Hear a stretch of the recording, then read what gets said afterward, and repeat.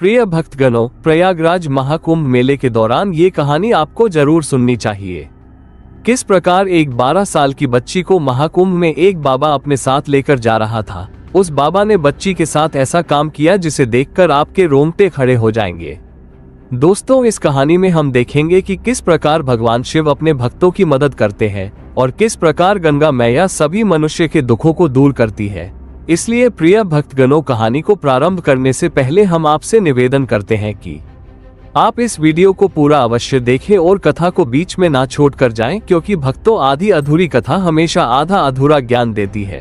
प्रिय दोस्तों, वीडियो को लाइक कर हमारे चैनल को सब्सक्राइब कर लीजिए और कमेंट में हर हर महादेव लिख दीजिए। चलिए दोस्तों, कथा को प्रारंभ करते हैं। सर्दियों का समय था। एक सुनारपुर गांव की सुबह का सुंदर दृश्य था। सुबह सुबह लोग मंदिर जा रहे थे। उसी गांव में एक घर के आंगन में बैठी 12 साल की राधिका अपने माता पिता से जिद कर रही थी और बोल रही थी, मुझे साइकिल चाहिए। मेरी सारी सहेलियों के पास है साइकिल है, बस मेरे पास क्यों नहीं। राधिका के पिता मांगीलाल, जो एक साधारण किसान थे, खेती से थके हारे घर लौटे थे। उन्होंने गहरी सांस ली और कहा, बेटा, अभी हमारे पास पैसे नहीं है, हम तुम्हें कुछ समय बाद साइकिल दिला देंगे। लेकिन राधिका जिद पर अड़ रही। उसकी माँ निर्मला ने भी समझाया, बेटा, हम तुम्हें साइकिल कुछ दिन बाद दिला देंगे, अभी तेरे पापा बहुत परेशान हैं। लेकिन राधिका को कुछ नहीं सुनना था। उसकी मासूम आंखों में आंसू भर आए। वो रोने लगी, चीखने लगी। उसकी आवाज पूरे घर में गूंजने लगी। गुस्से में आकर मांगीलाल ने उसे डांट दिया, बस करो राधिका, इतनी छोटी बात पर रोना सही बात नहीं है, जाओ अपने कमरे में और पढ़ाई करो। राधिका आंगन में जोर से रोने लगी तो मांगीलाल ने गुस्से में आकर उसे कमरे में बंद कर दिया। दरवाजे के पीछे से राधिका की सिसकियों की आवाज आती रही, पर कोई सुनने वाला नहीं था। राधिका बिस्तर पर सिर रखकर फूट फूट कर रोने लगी। उसे लग रहा था कि उसके माता पिता उसे प्यार नहीं करते, उसकी परवाह नहीं करते।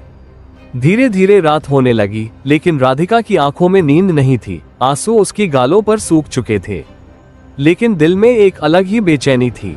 वह उठी, खिड़की के पास गई। खिड़की थोड़ी खुली हुई थी, बाहर चांदनी बिखरी थी। राधिका ने सोचा कि अगर मैं घर से चली जाऊं तो शायद माँ पापा को मेरे पर प्यार आ जाएगा और फिर वो बिना कुछ सोचे समझे साइकिल दिला देंगे। इतना सोचकर राधिका खिड़की से बाहर कूद गई और घर से दूर जाने लगी।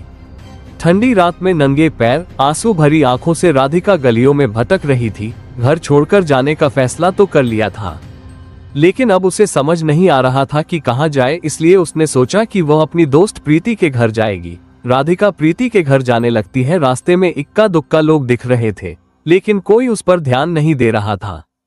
तभी एक कोने में बैठे एक साधु ने उसे देखा। राधिका को देखते ही वो मुस्कुराने लगा और उसकी आंखों में एक अजीब सी चालाकी भारी चमक आ गई। वह एक ढोंगी बाबा था। ढोंगी बाबा ने मीठी आवाज में पूछा, बेटी, इतनी रात को यहाँ अकेली क्या कर रही हो। राधिका ने आंसू पोंछते हुए कहा, मुझे घर में कोई प्यार नहीं करता, मुझे साइकिल चाहिए थी, पर माँ पापा ने डांटकर कमरे में बंद कर दिया। साधु ने नकली हमदर्दी जताते हुए सिर हिलाया, ओह बेटी, दुनिया बहुत बुरी है, लेकिन चिंता मत कर, मैं तेरी मदद कर सकता हूँ। राधिका मासूम थी, उसे इस दुनिया की बुरी सच्चाई का पता नहीं था। उसने मुस्कुराते हुए पूछा, कैसे बाबा। ढोंगी बाबा ने मुस्कुराते हुए कहा, बेटी, अगर साइकिल चाहिए तो पैसे भी तो चाहिए। मैं तुझे एक ऐसी जगह लेकर चलूंगा जहां बड़े बड़े लोग आते हैं। वो तुम्हें साइकिल के लिए पैसे जरूर देंगे, जिससे तुम साइकिल खरीद पाओगे। राधिका के मन में साइकिल के लिए बहुत सपने थे, इसीलिए वो खुशी खुशी बाबा के साथ चलने के लिए तैयार हो गई। ढोंगी बाबा ने कहा, तो चलो बेटी, हम अभी निकलते हैं। और फिर ढोंगी बाबा राधिका को महाकुंभ ले जाने के लिए निकल पड़ता है। ढोंगी बाबा बहुत खुश हो जाता है। वह सोचता है, आज तो मेरी लॉटरी ही लग गई, खुद लड़की मेरे पास चलकर आ गई। अब मैं इसे महाकुंभ में भीख मंगवाऊंगा और फिर बाद में इसे अच्छे दामों में बेच दूंगा। ढोंगी बाबा राधिका को लेकर प्रयागराज के महाकुंभ की ओर बढ़ने लगा। रात गहराती जा रही थी। रास्ते में सुनसान सड़कें, ठंडी हवा और अंधेरे में टिमटिमाती पीली बत्तियां थीं। राधिका को घर की याद आ रही थी, लेकिन बाबा की मीठी बातें उसे बहलाए रख रही थीं। कुछ घंटों के सफर के बाद राधिका के पेट में अजीब सी जलन होने लगी। उसने मासूमियत से बाबा से कहा, बाबा, मुझे बहुत भूख लगी है। ढोंगी बाबा को गुस्सा आया, लेकिन फिर भी वो मुस्कुराता रहा। ढोंगी बाबा एक छोटे ढाबे पर रुककर खाने के लिए कुछ लाया, लेकिन उस खाने में ढोंगी बाबा एक नशीली दवा मिला दी और राधिका से कहा, ले बेटी खा ले, इससे तुझे बहुत ताकत मिलेगी। राधिका भूखी थी, बिना कुछ सोचे उसने खाना खा लिया। कुछ ही मिनटों में उसकी आंखें भारी होने लगी, सिर चकराने लगा और फिर सब कुछ अंधेरा हो गया। जब राधिका की आंखें खुली तो उसने खुद को एक भीड़ इलाके में पाया। चारों ओर साधु संतों के तंबू, गंगा किनारे डुबकी लगाते श्रद्धालु और हजारों लोग आसपास घूमते हुए। जगह जगह भजन कीर्तन हो रहे थे, लेकिन राधिका का मन डरा हुआ था। बाबा, ये कहाँ है हम? बाबा ने गुस्से में कहा, यह महाकुंभ है। राधिका इतना सुनकर डर गई। साधु ने कहा, अब तुम अपने काम पर लग जाओ। राधिका ने डरते हुए कहा, कैसा काम बाबा? ढोंगी बाबा ने जोर से कहा, तुम जाओ वहां बैठकर हाथ फैलाना और रोने लगना, तुझे खूब पैसे मिलेंगे। राधिका बहुत डर गई और बोली, लेकिन बाबा, मैं भीख नहीं मांग सकती। ढोंगी बाबा का असली रूप अब सामने आ चुका था। उसने गुस्से से उसकी कलाई पकड़ ली और दांत पीसते हुए कहा, जैसा मैं कहता हूं वैसा कर, वरना तुझे बहुत मार पड़ेगी। डरी हुई राधिका कांप उठी। उसे समझ नहीं आ रहा था कि क्या करे। वो मजबूर होकर एक मंदिर के बाहर बैठ गई। जैसे ही उसने अपने मैले हो चुके हाथ फैलाए, कुछ श्रद्धालुओं ने उसे पैसे देने शुरू कर दिए। राधिका के आंखों से आंसू बह निकले। वो जिस साइकिल के लिए घर से निकली थी, अब उसके बदले उसे यहाँ मजबूरी में भीख मांगनी पड़ रही थी। 3 दिन बीत गए। राधिका की हालत खराब हो चुकी थी। वो बहुत थक चुकी थी और कमजोर हो गई थी। राधिका को घर छोड़े हुए 5 दिन बीत चुके थे। उसकी माँ लक्ष्मी और पिता मांगीलाल की हालत दयनीय हो गई थी। लक्ष्मी हर पल रोती रहती, खाना पीना छोड़ चुकी थी। मांगीलाल ने पुलिस में रिपोर्ट दर्ज करवाई थी, लेकिन कोई सुराग नहीं मिल रहा था। हर रोज पुलिस राधिका को ढूंढने की कोशिश कर रही थी, पर सफलता नहीं मिली। मांगीलाल और लक्ष्मी को लगने लगा था कि अब उनकी बेटी शायद कभी नहीं लौटेगी। उसी रात लक्ष्मी रोते रोते बिस्तर पर गिर गई, आंखों में आंसू, दिल में दर्द और मन में सिर्फ एक ही सवाल आता, मेरी बेटी राधिका इस समय कहाँ होगी और किस हाल में होगी। थकान और दर्द के बीच वह गहरी नींद में चली गई और तभी उसके सपने में भगवान शिव प्रकट हुए। भगवान शिव ने अपनी गंभीर और करुणामयी आवाज में कहा, हे बेटी, महाकुंभ में जाओ, वहां तुम्हें तुम्हारी सभी समस्याओं का हल मिल जाएगा। लक्ष्मी चौंक कर उठी। उसका दिल तेजी से धड़क रहा था। उसे लग रहा था कि यह कोई सपना नहीं, बल्कि भगवान का संदेश था। सुबह होते ही उसने मांगीलाल को जगाया और रोते हुए कहा, मुझे भगवान शिव ने दर्शन दिए हैं। उन्होंने कहा कि हमारी राधिका महाकुंभ में है। मांगीलाल पहले तो चकित हुआ, लेकिन लक्ष्मी की बातों में अटूट विश्वास झलक रहा था। उसे लगा कि यह सपना नहीं, भगवान का आदेश हो सकता है। उन्होंने तुरंत पुलिस से संपर्क किया और कहा, हमें महाकुंभ जाना है, हमारी बेटी वहीं है। पुलिस पहले तो हैरान हो गई, लेकिन चूंकि महाकुंभ में कई बच्चे गुम हो जाते थे, इसलिए वे भी तुरंत तैयार हो गए। मांगीलाल, लक्ष्मी और पुलिस का एक दल महाकुंभ के लिए निकल पड़ा। रास्ते भर लक्ष्मी भगवान शिव का नाम जप रही थी, हे भोलेनाथ, मेरी बेटी की रक्षा करना, हम आ रहे हैं उसे लेने। उधर राधिका की हालत और बिगड़ चुकी थी। अब वो एक कमजोर, थकी हुई और टूटी हुई बच्ची बन चुकी थी। उसकी आंखों में अब कोई उम्मीद नहीं बची थी। महाकुंभ में भक्तों की भीड़ उमड़ रही थी। गंगा किनारे साधु संतों का प्रवचन चल रहा था। श्रद्धालु आस्था की डुबकी लगा रहे थे और कहीं भजन कीर्तन की मधुर ध्वनि गूंज रही थी। लेकिन इस विशाल मेले में राधिका के माता पिता की आंखें बस अपनी खोई हुई बेटी को खोज रही थी।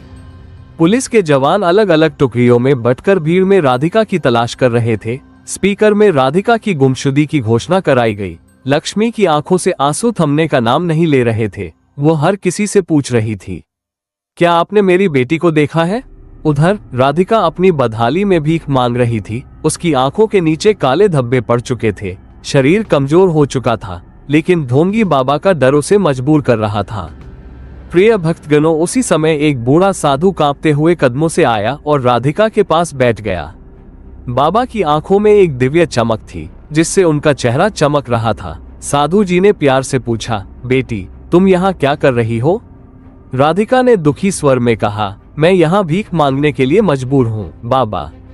बूढ़े साधु ने मुस्कुराकर कहा, चलो तुम्हें तुम्हारे असली घर के पास लेकर जाऊं। राधिका को ऐसा लगा जैसे कोई बहुत अपना उससे बात कर रहा हो। बूढ़े साधु ने धीरे से राधिका का हाथ पकड़ा और उसे लेकर चल पड़ा। राधिका के माता पिता अभी भी राधिका को ढूंढ रहे थे। अचानक लक्ष्मी की नजर सामने गई। उसने देखा एक बूढ़ा साधु हाथ पकड़कर एक बच्ची को ला रहा था। वो बच्ची कोई और नहीं राधिका थी। लक्ष्मी चीखते हुए दौड़ी और अपनी बेटी को गले से लगा लिया। मांगीलाल की आंखों में आंसू थे। माँ बेटी एक दूसरे से लिपटकर रोने लगी। लक्ष्मी ने रोते हुए पूछा, बेटा तू कहाँ चली गई थी? राधिका भी रोते हुए बोली, माँ मुझे माफ कर दो, मुझे नहीं पता था कि साइकिल के लिए घर छोड़ना इतना बड़ा गुनाह होगा। मांगीलाल और लक्ष्मी ने उसे और जोर से गले लगा लिया। जब उन्होंने शुक्रिया कहने के लिए उस बूढ़े साधु की ओर देखा तो वहां कोई नहीं था।